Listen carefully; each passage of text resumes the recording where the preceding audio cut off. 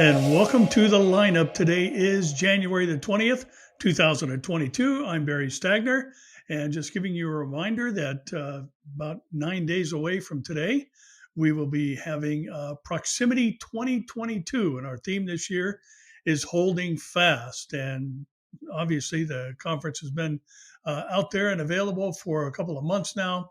Registration, that is, and it's filling up fast, and we're down to the last couple hundred seats. So we've got 1,700 seat auditorium and just about sold out. So if you're planning on coming in person, I encourage you get signed up quickly, and you can do that at cctustin.org. CC Tustin, Calvary Chapel, Tustin.org. And on the website there's a link to the Eventbrite sign up page. So I encourage you, if you'd like to join us in person, please get registered right away.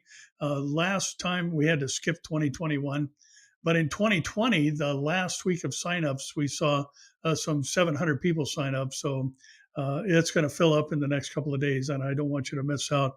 Going to be a great time together. Pastor Jack Hibbs is going to be joining us, and Amir Sarfati obviously will be there. I will be speaking. The operations manager, Pastor Michael Lay, a wonderful brother, great Bible teacher, is going to be joining us as well this year. And then just the other day, we kind of pulled the trigger on something exciting, and that is during the Q&A session from Minneapolis, Minnesota, Jan Markell will be joining us. So we're grateful that Jan is going to be able to be a part of the conference again this year. So make sure you get signed up. It's going to be a great day. And before the emails come in and the questions are asked, yes, it's going to be streamed. No, there's no cost for streaming. There is a registration cost for the conference itself because we do provide lunch, and it just helps us a little bit offset the cost of the conference as well. But for streaming, there'll be no charge. It's going to be streamed on Behold Israel, Calvary Chapel Tustin, Calvary Chapel East Anaheim. There'll be multiple platforms which you can watch the conference from safely in your home. But again, if you're in the local area, it's always great to get to shake your hand and meet you. And going to be a great day together. So again, cctustin.org if you'd like to sign up and join us in person. Now, one other thing really before we jump in, much going on under the banner of wars and rumors of wars. Obviously, Russia and Ukraine issues are at hand, and we'll talk a little bit about some of the things going on there, as well as in the Middle East. But I just want to encourage you, Amir did a very detailed update on this particular situation developing this morning. So go to Behold Israel, and you can watch there from their social media platforms, YouTube or Facebook, or from I'm not sure if it's on the Behold Israel website, but I know you can get it on YouTube and their Facebook page. So big time update on the events regarding Russia and Ukraine. So now I want to begin our time today by reminding you of something that we talked about last week, and that is that there was a warning that came actually from a Turkish scholar not to buy into the soft shoe that Erdogan is doing with Israel.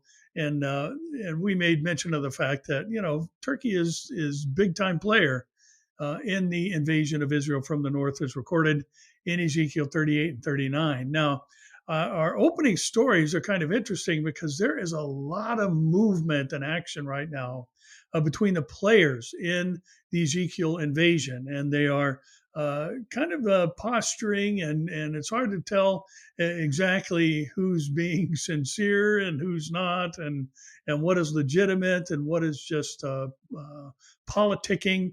And I will help hopefully make our way through some of those things today.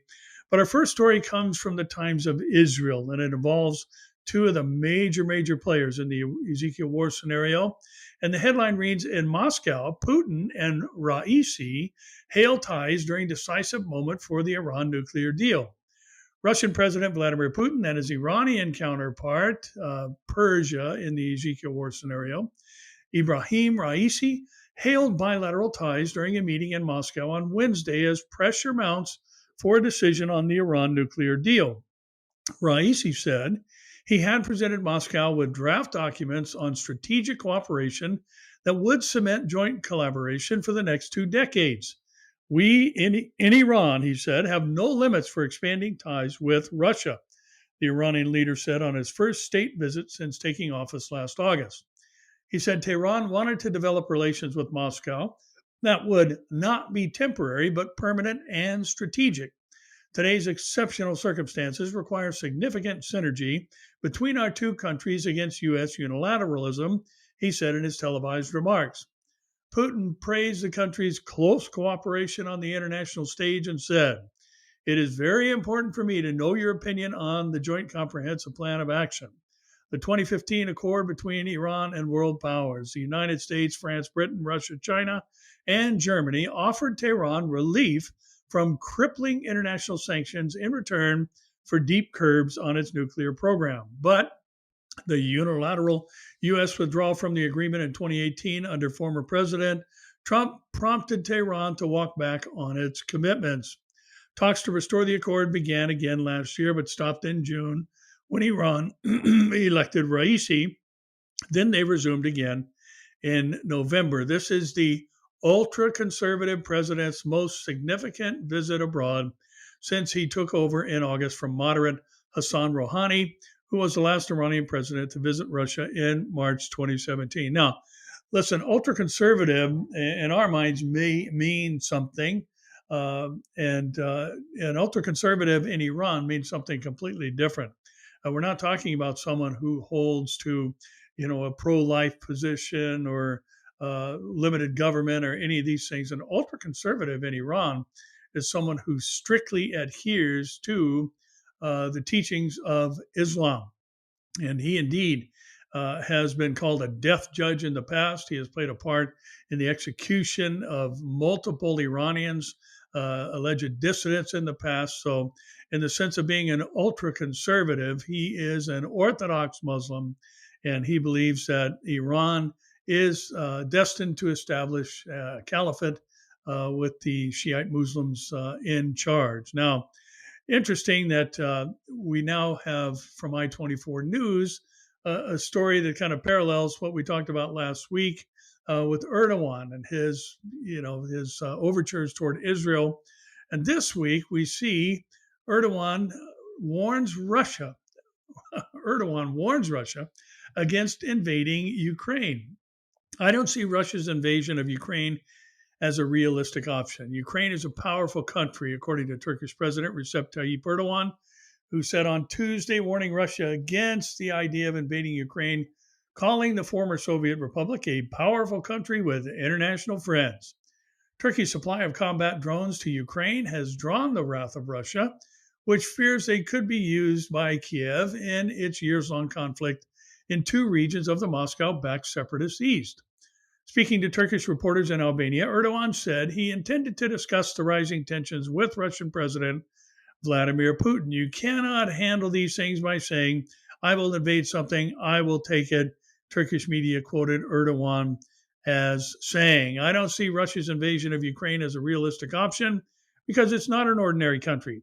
Ukraine is a powerful country, said Erdogan, who backs Ukraine's NATO aspirations. In December, Putin criticized Ukraine for deploying Turkish attack drones using Ankara to put pressure on Kiev not to use military hardware or their military hardware technology, which has played a key role in conflicts in Libya and over Azerbaijan's separatist region of Nagorno-Karabakh. Now, again, here you've got two major players in the Ezekiel war scenario doing a bit of posturing and politicizing. And of course, we've all talked about in the past the fact that Turkey has NATO aspirations and they want to be a part of the NATO alliance. But the reality is you just never know what the intention is behind Erdogan's words. He's saying something that would be received warmly publicly, but who knows what he's actually saying behind the scenes privately with Putin, because we do know the two are going to lead the charge with the Iranians, the Libyans, and the Sudanese into the nation of Israel from the north, as Ezekiel 38 and 39 has prophesied. So interesting to see such activity taking place that could cause us to scratch our heads and ask the question, where's this going to go? Well, we know where it's going to go. It's going to go exactly where the Bible said it's going to go. These groups are going to invade Israel, and all of this is just nothing but politicking. Now, I-24 News gives us another interesting story about an issue that's on the minds of many today and has long been, especially in the U.S. And I-24 News reports that U.S. no longer supports the East Med gas pipeline. Now, this is a big bone of contention with Turkey, who does not want to see this happen. Russia does not want to see this happen. They do not want Israel and its natural gas field off the coast of Haifa. I believe it's 3 trillion cubic feet of natural gas that's been found there, and now accessing not just these via this East Med gas pipeline from Israel into Greece and other places, but that is nothing but a stone's throw away from the European markets, and neither Turkey nor Russia wants that to happen. So here we've got the U.S. backing away from support, and the article says Washington no longer supports the proposed East Med gas pipeline from Israel to Europe, according to a diplomatic source in Jerusalem. The Biden administration reportedly informed Israeli, Greek, and Cypriot officials in recent weeks of its change in attitude. I believe this is related to Turkish domestic politics. The U.S. is showing that it is attributing huge significance to Turkey. Dr. Hey Itan Cohen Yana Rokak, an expert on Turkey at the Jerusalem Institute for Strategy and Security, told I-24 News. Turkey urges that it should be part of the pipeline project amid claims over natural gas in the Eastern Mediterranean. And that's one of the other things that was so curious about Turkey's comments, that Russia can't just go in and just take other places and peoples over, and yet they've tried to do that repeatedly, or at least threatened to do that in the Eastern Mediterranean. This is an open check for the next potential government in Turkey, which may replace President Erdogan in 2023, which means the U.S. is calculating the next steps with which they will have to deal with in the days after Erdogan. In January 2020, the East Med Pipeline Accord was signed by the leaders of Israel, Greece, and Cyprus. And if approved, the underwater pipeline would stretch across the Mediterranean, directly connecting East Mediterranean energy sources, Israel, to Greece and other European regions via Cyprus. So again, as I said, this has been one of the issues that's often on the mind of Bible prophecy students, and that is, where's the U.S. in Bible prophecy? Well, it's not mentioned there. And the other thing that we need to recognize is that Zechariah tells us that all nations of the world are going to consider Jerusalem a burdensome stone. All nations of the world are going to side against Jerusalem, meaning Israel. And here we see the U.S. Backing away from supporting something that is just a tremendous, tremendous blessing to the Israeli economy, and seeking to thwart it by withdrawing its support. So now you've got this interesting issue bubbling around that particular group of players, so to speak. And we do know that energy-related products are absolutely a portion of the motivation of the invasion of Israel. We've talked about this before, that 60% of the gross domestic product from Russia's economy, or in Russia's economy, is energy-related products, petroleum products, natural gas products. And their closest market, and most available market, is obviously Europe, and they don't need any competition there. The Times of Israel is reporting that Erdogan says his Israeli counterpart may visit Turkey soon, seeking cooperation on gas. Turkey's President Recep Tayyip Erdogan said Tuesday that President Isaac Herzog may visit Turkey soon. Erdogan also told reporters that there was a possibility of an energy deal between Israel and Turkey, and that he was open to mending Turkey's frayed relations with the Jewish state. We are now holding talks with President Herzog. He could visit us in Turkey. Prime Minister Naftali Bennett has also a positive approach, Erdogan said. As Turkey, we will do our best to cooperate on a win-win basis, he said. As politicians, we should not be there to fight, but to live in peace. Now, this is a guy who wants to establish a caliphate and be sultan over it, or reestablish the Ottoman Empire. On the Israeli side, a senior diplomatic official told Ynet there has been a discussion about Herzog traveling to Turkey, but no decision as to when it will happen.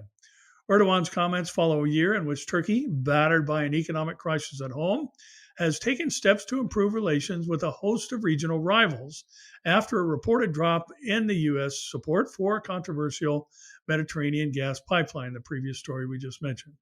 Israel and a group of countries, including Turkey's historic rival Greece, have been working on a joint pipeline to bring Eastern Mediterranean Sea gas to Europe. And Turkey strongly opposed the project and staked its own territorial claims on the region's energy wealth. The pipeline was also supported by the former administration of the U.S. President Donald Trump. So, again, so many things developing, so many potential outcomes of what we're seeing happen here. And again, the protesting nations of the Ezekiel War invasion, the Arab Gulf states and the Saudis, obviously leading the charge, is why are you invading Israel? Is it for plunder? Are you here to take booty? Is how it's framed in the Ezekiel War scenario. And now here we see Turkey, grave economic crisis. Their lira just crashing against the dollar.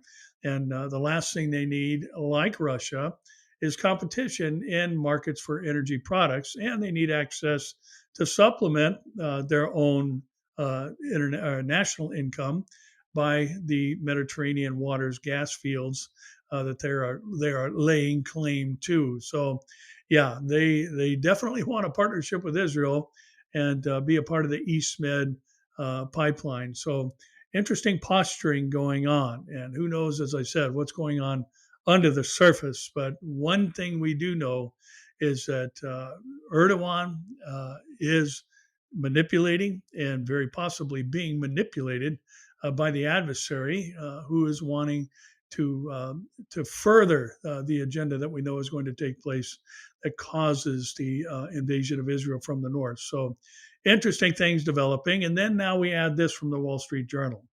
Oil prices hit 7-year high on rising geopolitical tensions.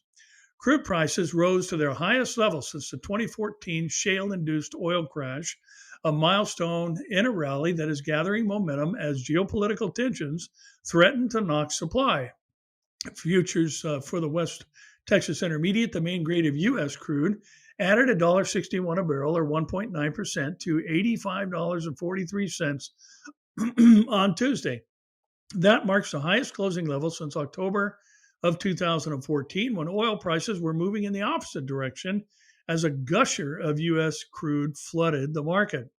Of the S&P 500's 11 sectors, only energy rose Tuesday, while the broader index declined 1.8%. It took the oil market several years to recover from the price decline set in motion by America's reemergence as an oil-producing superpower and the rebound from the coronavirus crash of 2020, when U.S. crude futures turned negative as the world struggled to find places to store oil, has been much faster. And among the factors driving the rally are concerns that tensions in the Middle East and Europe will spill into energy markets by denting supplies from major crude producers, particularly Russia and the UAE. Any outages are likely to goose prices in a market where demand is rising and stockpiles have fallen below recent norms, traders and analysts say. Adding to oil's gains, the wave of infection caused by Omicron hasn't reduced demand as much as traders thought it might when the variant was identified in late November. In a published report from Tuesday, the Organization of Petroleum Exporting Countries, or OPEC, forecasts that the world would consume 100.8 million barrels of oil a day in this year, up 4.2 million barrels a day from 2021. The rise has been driven by rising demand for light distillates used in the petrochemical industry. The article goes on to mention rising gas prices.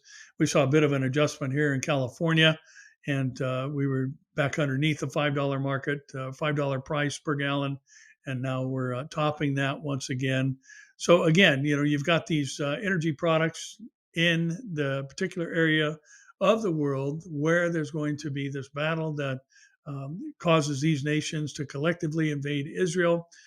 Israel and its energy independence is not something that these nations desire, and it is going to be a motivating factor in the invasion from the north with the players we've been talking about today. Now, we also know the importance, and we talk about this semi-regularly as well, of controlling the narrative. And boy, have we seen censorship and cancel culture and all these things happening in our world today. And we also, I think, recognize many of you probably watching this on Facebook, others watching on YouTube.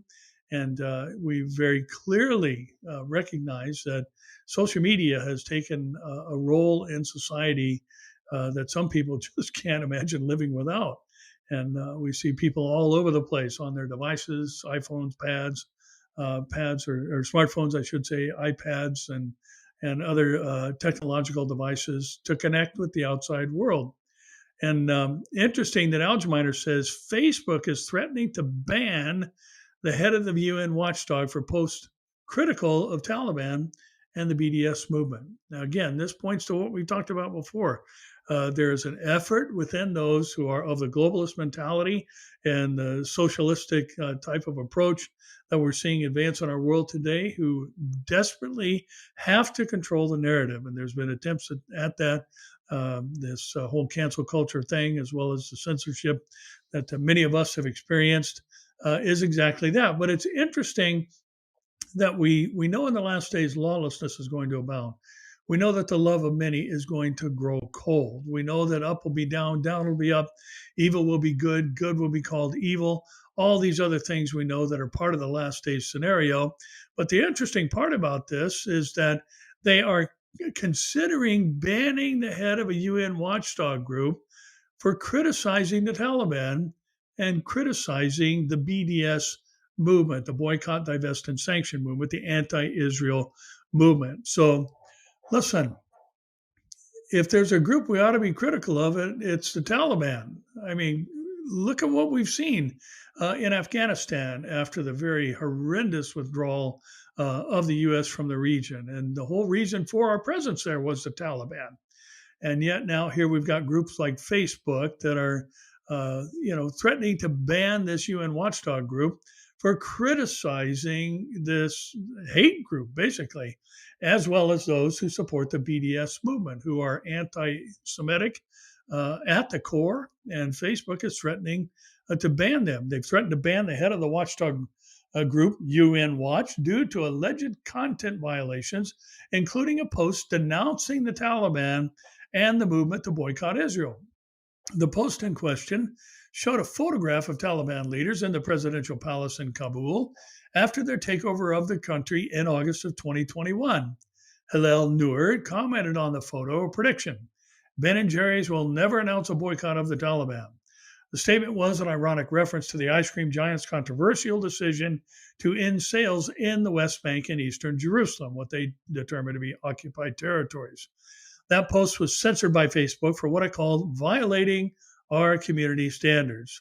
Facebook has now sent a message to Noor that read, if you get a few more community standards violation, you could lose Hillel Noor forever. Nobody wants that. The message listed Noor's page as at risk of being unpublished and said the page had reduced distribution and other restrictions. Now, interesting, and I'll share this again. I shared it not too long ago, but I have a Facebook page, a public figure page that you just have to like. You don't have to send a friend request or any of those things for a personal page. And it's been interesting to watch what has happened. It happened to Amir. It happened to me, happened to Pastor Jack Hibbs. Our pages were restricted. Now, I don't know why they so heavily restricted mine. There's been a bit of a workaround for some of these other people. But, on my page, if something gets put out there, 200-300 people will see it out of the hundreds of thousands of followers.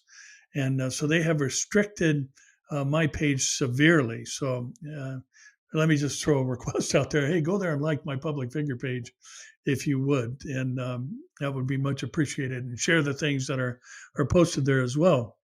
But here's the interesting thing.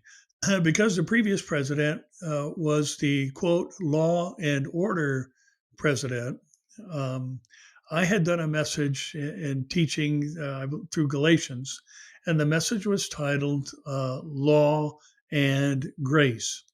And it was that message that got me restricted because I said something that was kind of a catchphrase with the former president. So that's what got me restricted, was teaching a message from Galatians on law and grace, because the title violated their community standards because they viewed it as being pro-Trump. And my page has been locked up ever since. And as I said, next to nobody sees anything out of the couple hundred plus thousand followers on my page. So kind of interesting to see that controlling the narrative breaks all the way down to street level, and everyday people like myself, not just those who have a big page like the UN Watch does. So they are desperate to control the flow of information. Now, here's further proof of that, again, with one of the players in the Ezekiel invasion. And this article actually comes from the Moscow Times. And the headline reads, Russia to require Netflix to stream state television broadcasts. And Russia has in recent months tightened restrictions on foreign internet giants' operations within its borders. Russia's state media watchdog will require Netflix to offer state television channels to its Russian customers after it added the US-based streaming service to its register of audio-visual services. Roskomnadzor's Russian names put consonants where we would put vowels, so a little hard to cumbersome to get through some of these names, so forgive me for that. The register, which was created in late 2020, applies to online streaming services with over 100,000 daily users and requires them to comply with Russian law and register a Russian company. Registered services are also required to provide streams of 20 major Russian federal television channels. From March 2022, Netflix will be obliged to offer broadcasts from flagship state-owned Channel 1, entertainment-focused NTV, and the Russian Orthodox Church's in-house channel, SPAS, which means saved to its users within Russia. The laws that Netflix must now obey include controversial provisions banning the promotion of extremism, a restriction which has been used against supporters of the anti-Kremlin opposition. So again, controlling the narrative is crucial in these last days. Our next story comes from Zarazem. Along the same vein, the EU dog needs to bite as well as bark over media freedom. Greece has recently passed a draconian media law imposing prison sentences on those it thinks publish fake news. A lack of concrete condemnation from Brussels is not only a disservice to the Greek people, but it gives power to autocratic Balkan leaders waiting in the wings. Under the guise of fighting disinformation during the pandemic, Greek authorities can now lock up any journalist it states is publishing fake news that may cause anxiety or fear to citizens. Now, this is just beyond bizarre, because what causes anxiety and fear to citizens is locking them down, destroying their income, not allowing them to go out and earn a living and caring for their family. And that's why we see these just astronomical numbers of, in the U.S., deaths of people between working age people, I should say, between 18 and 45. It's just unbelievable the rise in numbers here in the States, and that's going to bear out throughout the rest of the world. People want to take care of their families. People want to make sure they have a job and can earn an income. While fake news in the time of COVID is quite often a matter of life and death, I fear this law will be used to intimidate critical journalists and even suppress stories of public interest, the article says. There appears to be little in the way of safeguards against it being wielded like the sword of Damocles over the head of investigative or independent journalists. When asked about the law, a European Commission source said very little and did not address the law specifically. A total lack of any public response on the situation all but rubber stamps a law that will have a chilling effect on media freedom, not only in Greece, but beyond. You see, Greece is a European member state, and as such, for countries with EU aspirations, that automatically makes it a point of reference. And what the article means by that is when non-EU countries seek to pass laws amid controversy or objections, they often say, well, such and such is an EU country and they did it, so we can do it too. What are they doing? They're controlling the narrative. And again, here we have so many today who are in charge of fact checking that wouldn't know a fact if it hit them in the face. And anything that goes against the narrative of the globalists today, or those who want to advance the governmental control over any given society, is simply viewed as misinformation. And now, at least if this goes through, if you're in Greece, you can go to jail for saying something against the narrative. Now, a couple of stories here from the local area here in California, but they are far reaching in scope and just basically indicate where we are collectively as a country and where the rest of the world is or is headed as well. And this first story comes from Town Hall.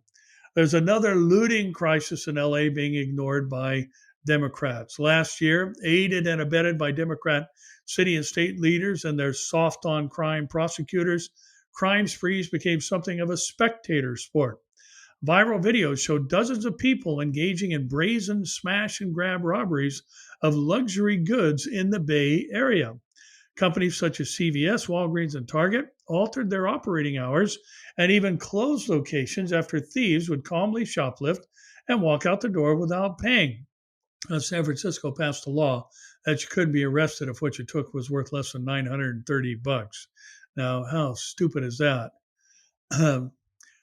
Ritzy shopping centers, such as the Grove in Los Angeles, put up razor wire barricades in an attempt to dissuade would-be robbers from cleaning out merchandise.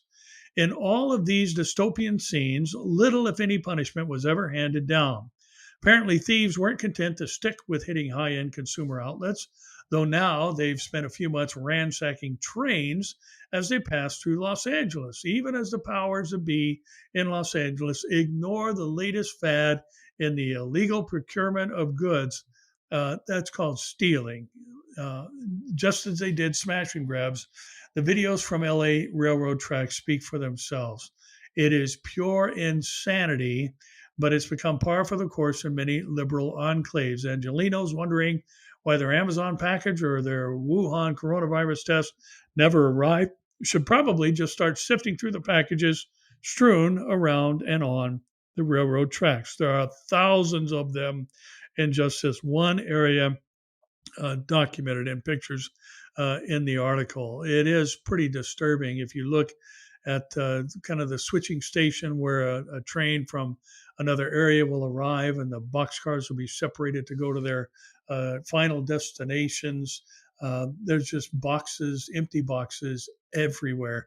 Everything from computers to televisions to anything basically that has to be boxed and shipped by rail is basically just boxcars are broken into and they're stolen, and no one is doing anything about it. And again, this justified outrage by the left and just the allowing lawlessness to abound is what's got our country in the condition that it's in. And California seems to be leading the way. Now, here's another story about California.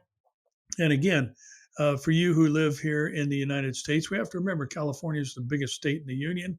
40 million people live here. We've got more power, voting power, so to speak, than any other state because of our population, some 52 seats in Congress. So, what happens here does have an influence on other countries. And California, we're told, is considering the insane plan, this is the Washington Examiner, to double its already high taxes. California already has some of the highest taxes in the United States and is losing residents as a result. Interesting story a couple of weeks ago, for the first time in California's history, they lost a seat in Congress. So because of the diminished population. They're now pursuing a state constitutional amendment that could double California's taxes. The proposed amendment, ACA 11, would hike several key taxes to fund a state-level government healthcare scheme. According to the right-leaning Tax Foundation, it would increase the average household's taxes by an astonishing $12,250. It's estimated that the amendment would increase state revenue by $163 billion a year, which is more revenue than California has ever seen in an entire year before 2020. That means it's effectively doubling the state's taxes. As the Tax Foundation's Jared Walczyk explains, the tax hikes take three forms: as an income surcharge on top of the already high state income taxes that applies starting at $149,509 in earnings. And you have to remember, that sounds like a very high number, but to live in California, most households are double income families, with each family having to earn numbers in that neighborhood in order to just make ends meet. So, it might sound like in other parts of the country, just a tremendously huge, high earnings level. But, when you've got a 2,000 square foot house in California that sells for $1.2 million, you have to make decent living, obviously. There's a payroll tax add-on with the top rate applying to employees earning $49,990 or more.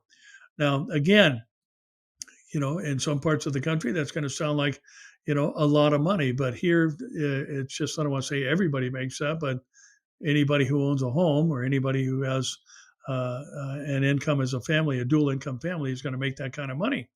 Then there's a 2.3% business tax hike on gross receipts above the first 2 million a business takes in. And bizarrely, this tax hike proposal comes at a time in which the California government is already seeing record levels of tax revenue and is running a budget surplus. In other words, they've already taken more than they need to operate from California citizens, and now they're looking to double their take, so to speak. And some of the taxes are harmful to the economy, particularly the payroll taxes and the gross receipts levy. Walczyk explains that because the payroll tax increase kicks in at 50 employees, it creates a tax cliff that punitively taxes businesses and it discourages growth beyond 49 employees. Imagine, for instance, the overly simplified hypothetical of a company with 49 employees making $80,000 each, he writes. At 49 employees, the company has no payroll tax burden. Hiring one additional employee generates a tax bill of $90,000, more than that of an employee's salary. So, too, the tax on gross business receipts is poorly structured and harmful. Walczyk explains gross receipt taxes are widely understood as extremely disruptive and inequitable taxes because they are imposed on businesses without regard to their profit margins. For low-margin businesses like supermarkets, 2.3% of the gross receipts may literally exceed their profits, even if the company is doing well. For instance, Kroger's profit margins dipped to 0.75% late in 2021 and have historically hovered around 1.75%. These taxes would take all of their profits. So once again, California strikes again. And let me remind you, well, I'll hold that off for a minute. I was going to mention this, but we got another story that'll introduce it more clearly in a moment. Newsmax is reporting that France's Macron calls for abortion to be added to EU's fundamental rights charter. In other words, they want to make sure that taking the life of children inside their mother's womb is a fundamental right in the EU. French President Emmanuel Macron is calling for abortion to be added to the EU's Charter of Fundamental Rights, speaking to members of the European Parliament in Strasbourg in eastern France on Wednesday. Macron said the rights charter needed to be revised, the National Catholic Register reported. We must update this charter to be more explicit in the recognition of the right to abortion or on the protection of the environment, he said, according to the NCR. Let us open up this debate freely with our fellow citizens to breathe new life into the pillar of law that forges this Europe of strong values. Did you catch that? New life. New life into the pillar of law that forges strong values. In other words, taking the life of an unborn child is part of the strong values he wants to see enforced in the EU. And the European Charter recognizes the right to life but does not mention abortion. Macron made the appeal the day after the EU's lawmaking body elected the pro-life politician Roberta Metsola from Malta as its new president, the news noted. Metsola, at 43, the youngest ever president of the EU, told Euronews, or the European Parliament, told Euronews after her election that she would respect the Assembly's majority view in favor of abortion during her renewable term of 2.5 years. The position of the Parliament is unambiguous and unequivocal, and that is thus also my position, she said on Tuesday. What a world we live in. Interesting to make such a statement. She's pro life, but I will lay aside what I believe because everybody else believes something different. Now, here's what I wanted to mention a moment ago, and here's a story I wanted to pause for. We've mentioned this, and it needs to be mentioned again. That Isaiah chapter 2 says that at the time when the Lord shakes the earth, that He will give the peoples children as their rulers or princes. And basically, he's not talking literally children, but he's talking about incompetent and unqualified leaders are going to be the consequence of the sinfulness of the world in the last days. He makes a very clear association with that statement with the time where he's going to shake the earth. The earth will be filled with incompetent leadership. And boy, do we see that. And our next story, and this is the one I wanted to pause to make mention of that for, it comes from Axios. And the headline reads, "Distrust in political, media, and business leaders sweeps the globe." Trust in government is collapsing, especially in democracies, according to a new global survey. Why it matters? People also don't think media or business leaders are telling them the truth. And this suspicion of multiple societal institutions is pushing people into smaller, more insular circles of trust.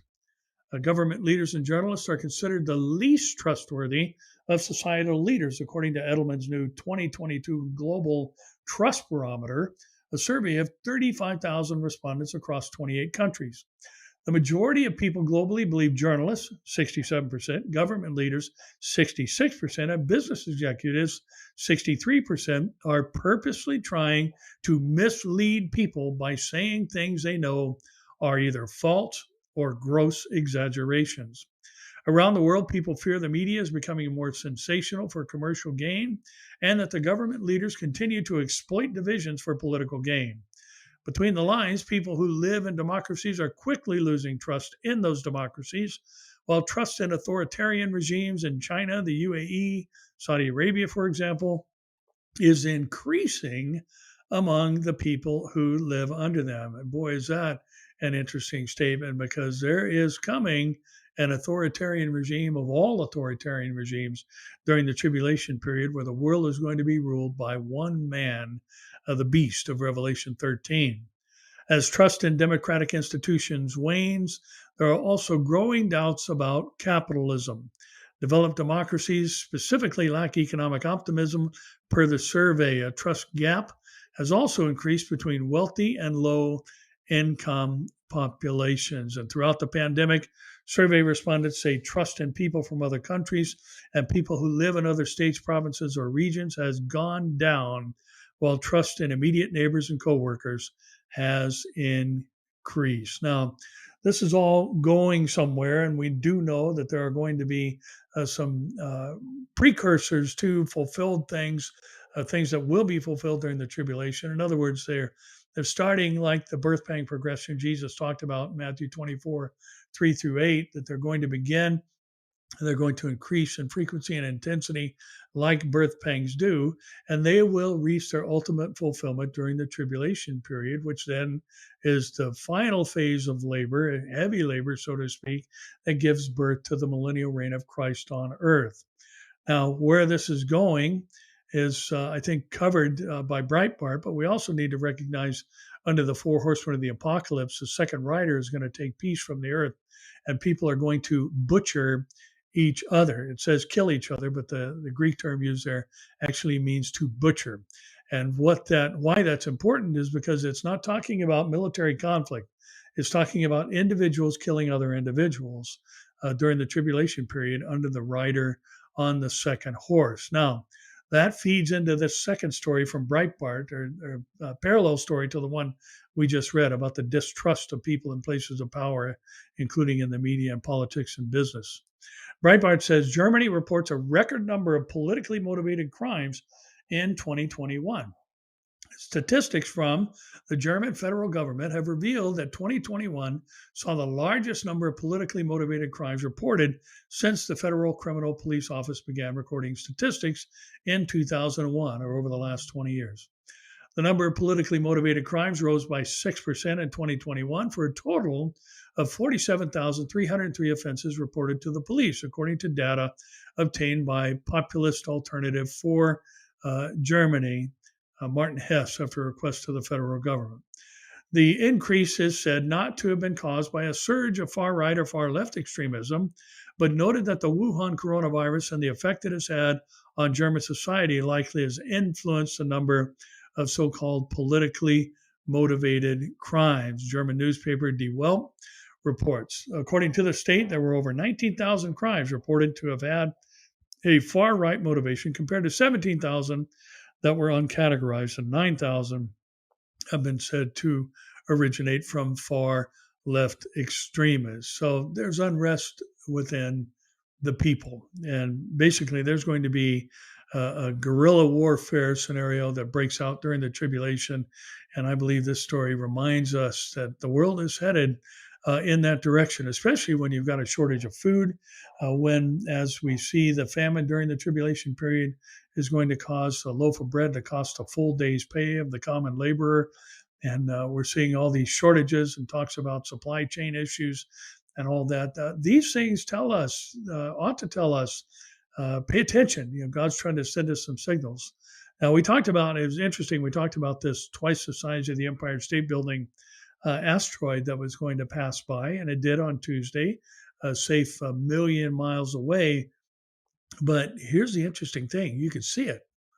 And I've seen footage of it, and it's kind of interesting. It could be watched very clearly moving through the sky. And again, I look at these kind of things as reminders that there is an asteroid strike that is going to take place during the tribulation. It's a great mountain thrown into the sea. It's not a volcanic eruption like we just saw, even though that was massive. It's something that enters in. It's thrown. It comes from elsewhere and is thrown into the sea, and a third of the sea life is killed, and the other things we know that happen there. So here you've got this massive asteroid, twice the size of the Empire State Building, passing by the planet at a range that is visible. And look it up online. I think you'd find it interesting to see it pass by. But these other things that we have been talking about are also precursors in the same way, and reminders that, the world is growing more and more violent. And that's what Jesus said during the last days. It would be as it was in the days of Noah. And of the few things, and, some have estimated that there was about 2,000 years of history between Adam and Noah. And the little bit we know about mankind during that particular time period is that they were violent, and the thoughts and intents of their hearts were only evil continually. And basically, they lived with an indifference to the signs of impending judgment, because you have to remember, Genesis tells us that it hadn't rained on the earth until the flood. A mist went up from the ground and watered the earth, and then the heavens were broken open, the skies opened up, and the fountains of the deep opened up, and everyone was consumed. While on the planet, there had been a man and his family building a boat for some 120 years on dry ground on a planet where it had never rained, preaching righteousness. And yet, only 8 people got on the boat that had room for tens of thousands. So interesting to see the things we see going on in the world, and that remind us. So we're moving rapidly towards that day and hour when the voice of an archangel is going to shout, and the trumpet of God is going to sound. The dead in Christ are going to be raised, and we who are alive and remain are going to meet them in the air. Boy, it doesn't get any more exciting than that. Our next article comes from Just the News. And again, it's a story related to California, but it tells us where society has long been headed. And California agrees to stop telling children to pray to Aztec gods. Did you catch that? California agrees to stop telling children to pray to Aztec gods. And this is actually a legal settlement. California has settled litigation against its inclusion of prayers to Aztec and or Yuba gods that were approved in the state's ethnic studies model curriculum this spring. The lawsuit alleged that children were expected to participate in these prayers or face the social implications of declining to participate, which is a violation of their free exercise. The plaintiffs claim the California Constitution is stricter than the U.S. Constitution on the issue of the separation of church and state. And by the way, there's nothing in our Constitution about the separation of church and state. The only ones that are bound regarding this particular issue is the state. In the First Amendment, Congress shall pass no law restricting the free exercise of the press or religion or speech. There's nothing in our founding documents about the separation of church and state anywhere.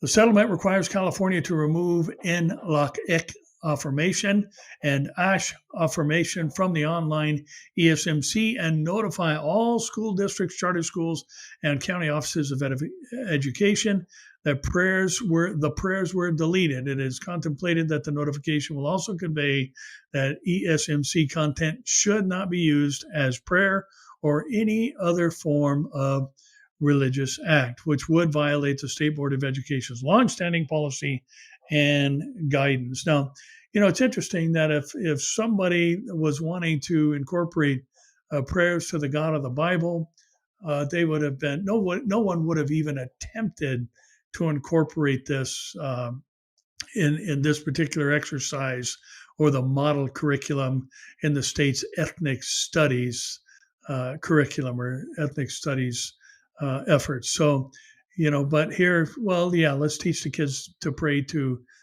pagan deities. Let's have them repeat things that were recited and prayed to these Aztec gods. But boy, if someone would have said, let's make sure that we incorporate Christian prayers in that, they would have eliminated this part of their studies immediately. But here we go again, looking at California leading the way into lunacy, sadly. Our next story comes from one we've all been hearing about. It actually comes from Alaska Public Media. And the NASA scientists are reporting that the Tonga blast was equivalent to 10 megatons. And NASA researchers have an estimate on the power of a massive eruption that took place on Saturday near the island of Tonga. We come up with a number that's around 10 megatons of TNT equivalent, according to James Garvin, the chief scientist at NASA's Goddard Space Flight Center.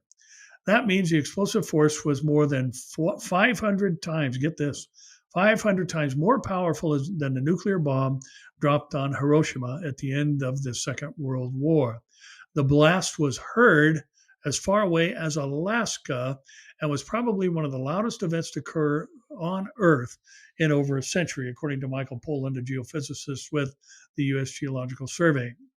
This might be the loudest eruption since the eruption of the Indonesian volcano in Krakatau in 1883, Poland says. That massive 19th century eruption killed thousands and released so much ash, it cast much of the region into darkness. Now, remember, during the tribulation, there's going to be a darkness. The reach of the sun is going to be diminished by a third because of some type of geological event that takes place on the Earth. And if the past precedent for volcanic eruptions in this kind of setting has any meaning at all, he added, then we won't have another one of these explosions for a while.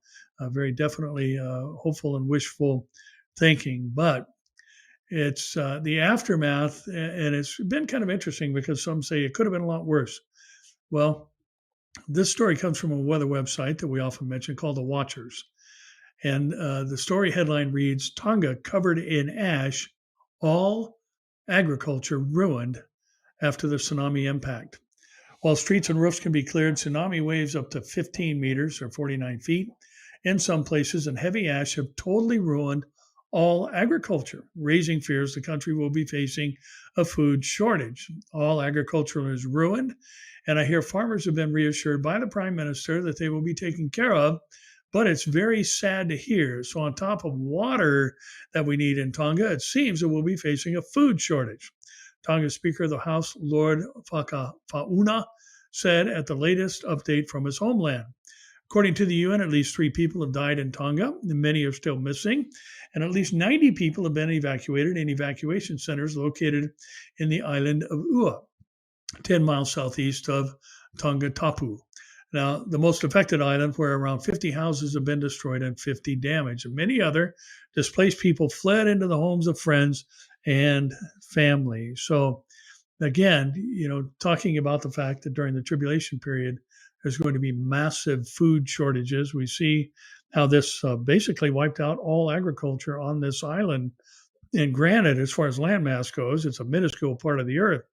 But if you get multiple volcanoes acting up, and we've mentioned in time past that the supervolcanoes of the world are waking up, and there is activity around, Yellowstone. There's been these constant reports and reassurances that nothing's going to happen. It's just a normal activity. But this volcano, as massive as it was, is minute on the volcanic scale, or the volcanic explosivity index, compared to some of these super volcanoes like Yellowstone.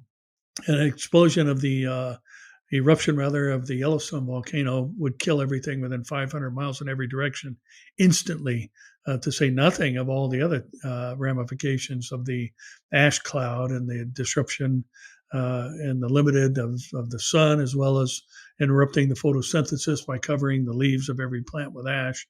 All these other things that they're now experiencing on a smaller scale, tragic as it is, in Tonga.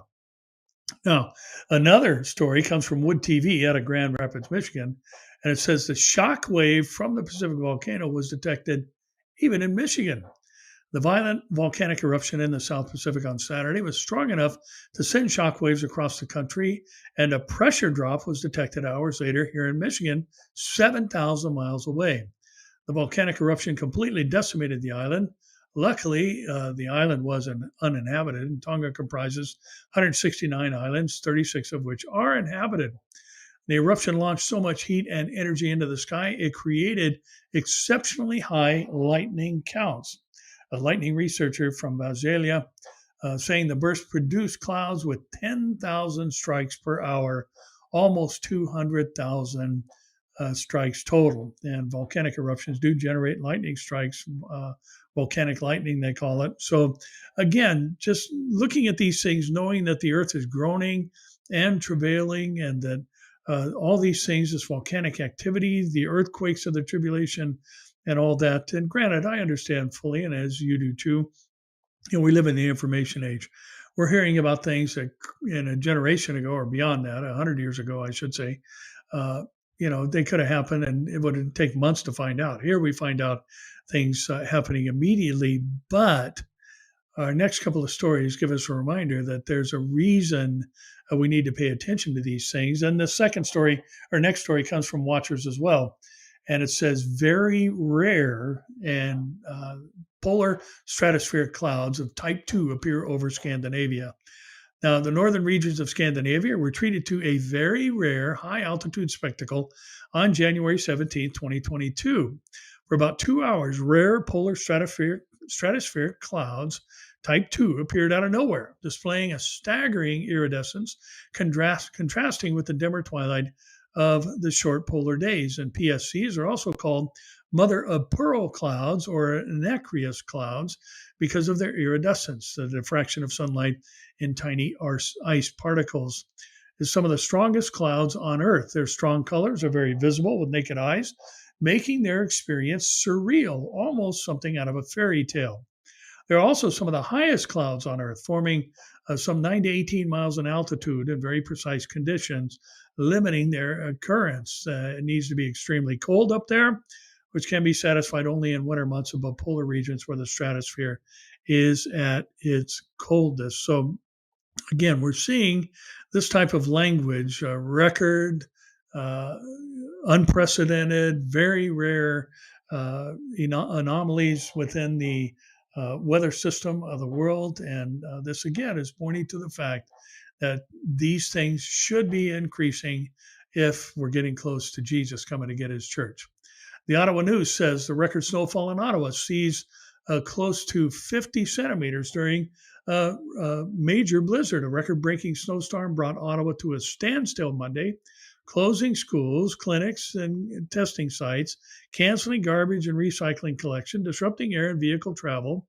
the Ottawa airport had officially seen 47 centimeters as of 5 p.m., according to the Environment Canada, eclipsing a record set for snowfall in January in 1972.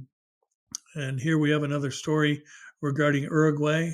Montevideo hit by more than a month's worth of rain in just an hour. And again, remembering that we've talked about this before, the fact that the seismos, the earthquake is a translation in Matthew 24:3-8, there'll be an increase in earthquakes. Remember, seismos can mean something in the atmosphere as well.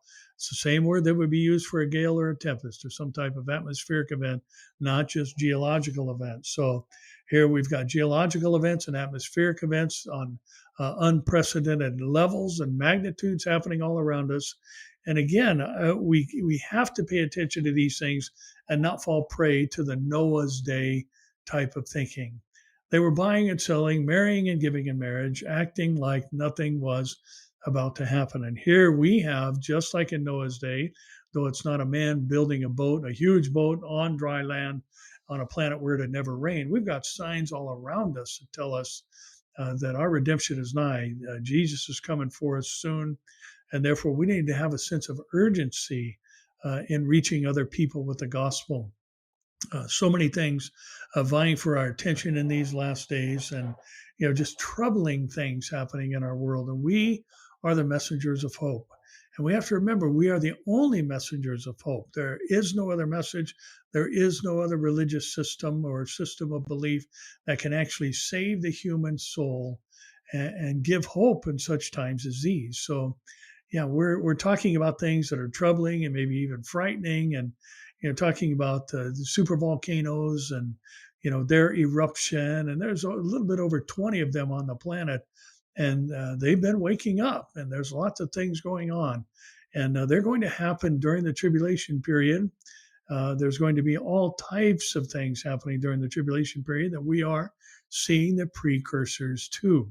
So we need to be grabbing people and rescuing those who are drawn towards death, as Proverbs 24:11-12 tells us to do so. Yes, it's exciting. I find these things just fascinating and encouraging that we are as Peter said, the end of all things is at hand in 1 Peter chapter 4. And so he said, interesting that he said, in light of the fact that the end of all things is at hand, be serious and watchful in your prayers. And above all, have a fervent love for one another. Well, it's that fervent love that tells the world we are his disciples. So let's love people enough to tell them about Jesus, that he is coming soon, and that all these things mean something that we see going on in our world today. They are warnings to the proverbial shots across the bow. We live in a time where the players of the Ezekiel war scenario, written about over 2,750 years ago, are in coalition together. The protesting nations of that invasion are establishing diplomatic relations with Israel, and they will protest against the invasion from the north of Russia, Turkey, Iran, Libya, and Sudan as named in that war scenario. And we're just watching these things happen so clearly and undeniably that were written so long ago. So that ought to give us hope in the rest of the Bible's message that there is a God in heaven who sent his son to the earth to die for the sins of the whole world, that whoever believes in him would not perish but have everlasting life. And again, just want to encourage you, let's get on the bus with the 316 mission and tell people about Jesus between now and March 16th. But let's make sure we're using social media. Let's just take it over on March 16th and have it just covered with the message of hope that this world needs to hear. Well, we're out of time today. Thank you for joining us. And again, if you haven't signed up or registered for proximity, make sure you do so. If you want to attend in person, it's going to fill up quickly. And we're excited about seeing you all in person. So that's it for today. I'm Barry Stagner. Thank you for joining us, and we'll see you here, there,